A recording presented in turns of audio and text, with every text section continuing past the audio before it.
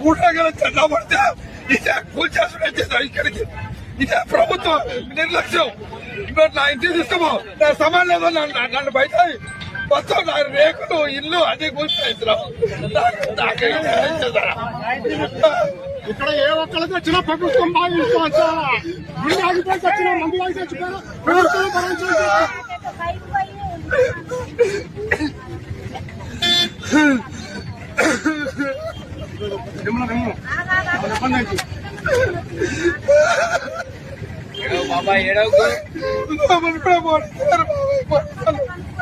లోపలి కూడా పడేట నా బాధ క్యాన్సర్ చిన్న పిల్లగాడు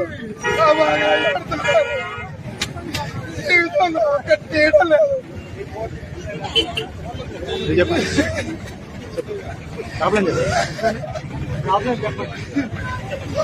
ఏలంటే ఆదివాసులు ఎక్కడి నుంచో ఊరికొకళ్ళు వచ్చి ఇల్లు కట్టుకుని ఉన్నారు. ఆ భూమి కూడా గవర్నమెంట్ కాదు, భూతాడల భూమి. ఆ భూమి మీద పేద ప్రజలు 10 సంవత్సరాల మధ్య కొద్దిపాటు గుడిసి చేసుకొని జీవిస్తున్నారు. ఆడవాళ్ళు పిల్లల్లో పని చేసుకొని మగవాళ్ళు సుధారపడిపోయి ఇక్కడ కాలం గడుపుతున్నారు.